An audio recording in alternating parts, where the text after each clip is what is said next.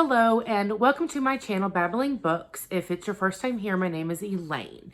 So this is going to be another just casual chatty video where I am going to discuss my 7 bookish pet peeves.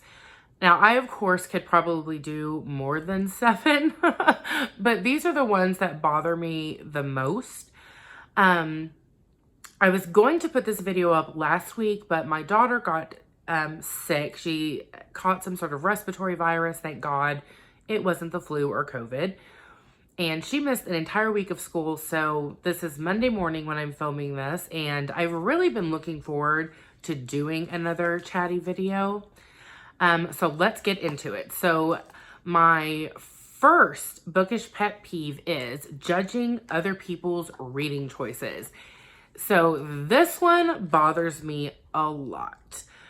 The idea that just because somebody reads a certain genre that they're somehow wasting their time, or somebody that only reads nonfiction, judging those who read fiction, or judging people who have never read a classic, or judging people that only read romance. I mean, you could just go on and on with this topic, but it drives me bananas. Reading is supposed to be an enjoyable hobby, and to go around judging other people because their choices aren't your choices is just really crappy, and it's small-minded, and I think it's very discouraging as well. I belong to quite a few different reading groups on Facebook, and I see this a lot. Where people are very, very catty about a person's reading choice, and it's usually related to the genre. There's a lot of judgment out there about people who read YA, or people who read a lot of romance, and I just am really tired of it, to be honest. I mean, we have enough crap going on in the world without making reading spaces, bookish spaces, negative as well. And number 2 is reading is a waste of money or time. I think everybody who is a reader has probably come across this at least once in their life. The idea that somehow using your time to read is a waste of time. Which, you have people that'll spend 3 hours at the gym, or 6 hours in the kitchen, or 12 hours binge watching a series, or they love movies and they'll spend 2 hours watching a movie, and somehow that time is considered to be better spent than reading, or shopping for hours. Or now I will say that maybe getting a workout is as just as valuable as time spent reading. So probably not the best example, but all of the other ones, they're all forms of entertainment. And so it very much seems like it's just a really shitty thing to say. And as far as a waste of money, I collect books. I collect books so that I can read them. I collect them so that my children can read them. And that is something that I choose to spend my money on. And the idea that that's a waste of money is very irksome, because people collect movies. They collect different forms of collectibles, sporting equipment, outdoor equipment, shoes, makeup. I mean, but for some reason, there's this attitude sometimes that spending money on books is a waste of money. And honestly, it's nobody's business. Unless they're paying your bills, it's not anyone's business how you spend your money. So that is another one that I just cannot stand. Number 3, books that don't match in a series. Oh my, is that one of the most obnoxious things ever. So I have a book series by Shannon McKenna, and it's called the McLeod Brothers series. It's one of those series that I will reread. I don't know, every few years, I'll pick it up and go through the whole series again. The very last book is about an inch taller than all the other books. I bought them all in trade paper, but that last book is that much taller. Why? So irritating. And you know, this happens a lot with hardcovers as well. And for the most part, they keep the series, you know, like a nice little collection where they all match. But every once in a while, you'll come across a series where one of the books does not match. And it is very, very aggravating, especially if you do a lot of online book shopping, because you won't realize that it's not the same size until you get it. 4. Audiobooks aren't real reading. I am so tired of seeing this crop up on all of the book groups I belong to on Facebook. At least once a week, somebody asks, do you count audiobooks towards your challenge? Because I really don't consider it reading. Or does anybody else not consider audiobooks real reading? And let me tell you, it starts the biggest argument. And everybody who reads has at least come across this conversation once. So I don't know why people need to keep asking, other than they're just stirring up shit. Audiobooks are reading. It is, of course, a different format than a physical book or an ebook, but it is still reading. To say it is not is ableist, and it's insulting.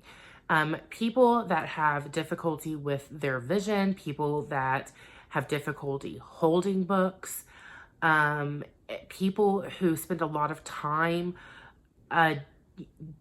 driving, for instance, like a truck driver or a traveling nurse, a traveling medical professional. They listen to audiobooks. And to say it's not reading is just, can we not just drop that entire discussion and stop acting like people who read physical books are superior to people that listen to audiobooks? It is obnoxious and it's small-minded, and I'm very tired of that as well. Not letting kids read what they want to read.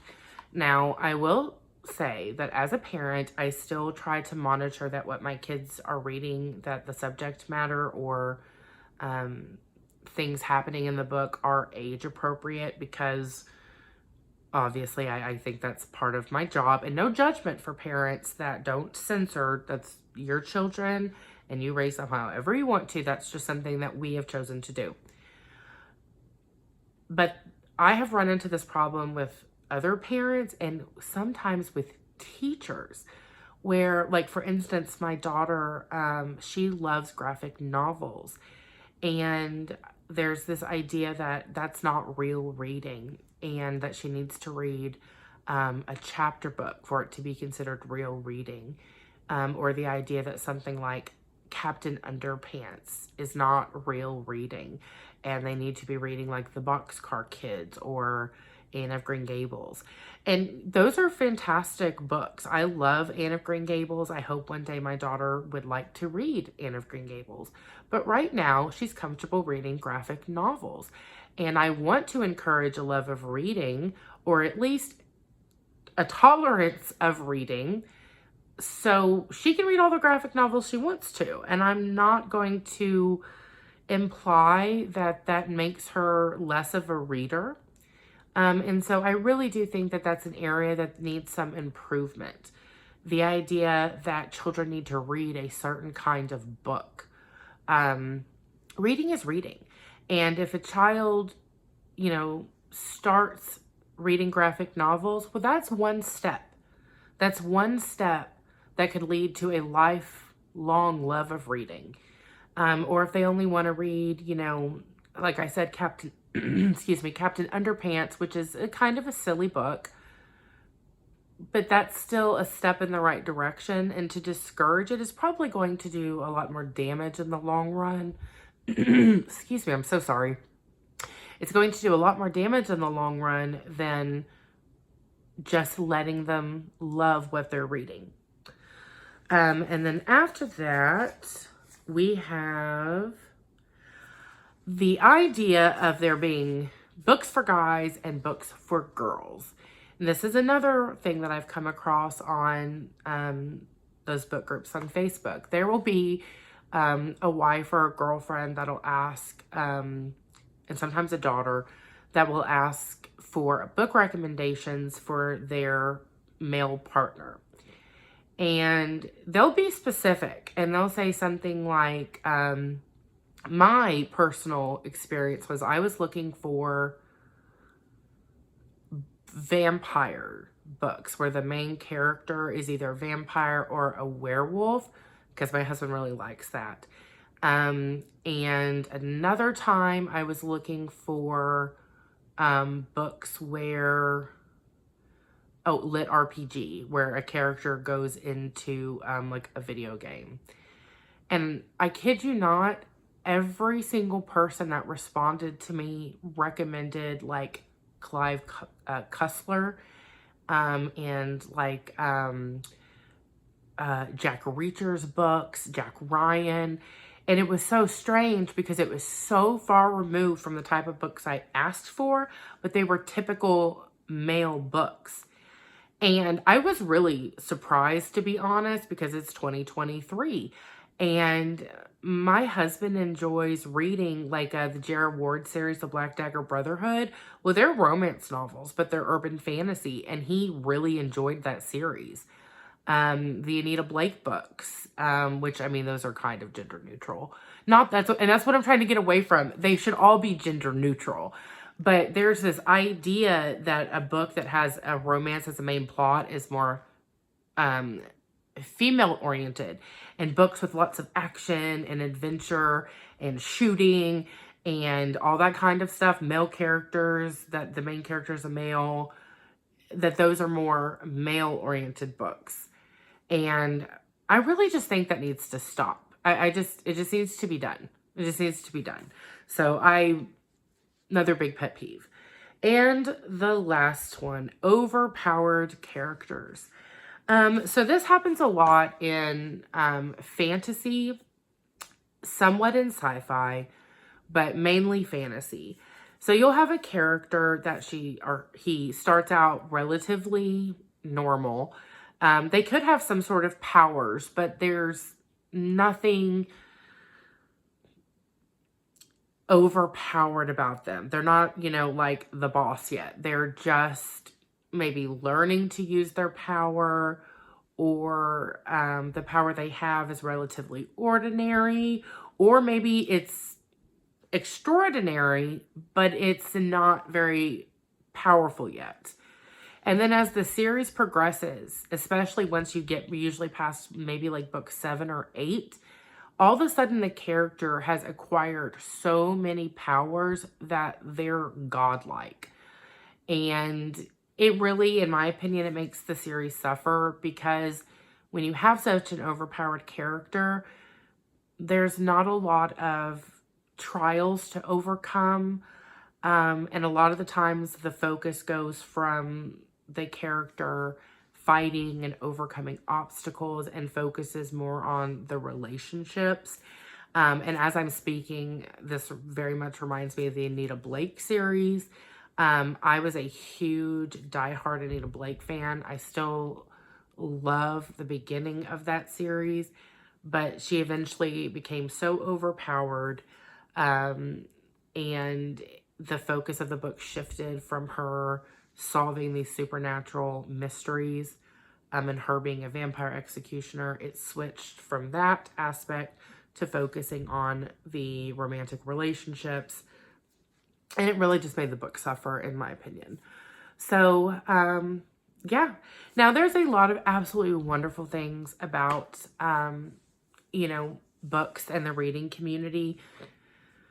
A lot of this video focused on the judginess that you come across in the bookish community. But for the majority of cases, it's a very warm, inclusive environment, at least with my experience. I know that's not everybody's experience. And, maybe a big part of that has to do with the booktubers that I prefer to watch. Because they're such kind and wonderful people, at least as far as I can tell from watching their videos. But, you know, at the same time, there's a lot of just, you know, negativity and judgment. And, you know, I just think that people that spend so much of their time walking in another person's shoes, you know, through reading, whether it's fiction or nonfiction, that they should be a little bit more empathetic and open-minded than a lot of these cases that I've been talking about. So yeah, those are my biggest pet peeves. And let me know what yours are.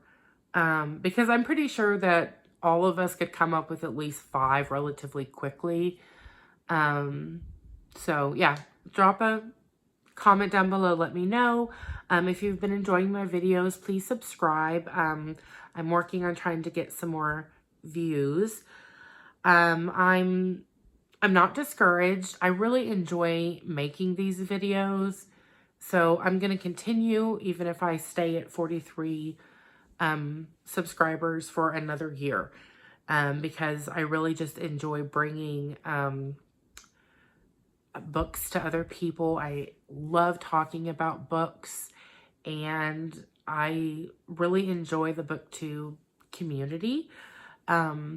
So I just would like, you know, want to be a part of it and bring some great recommendations to you guys. So thank you very much for clicking on my video.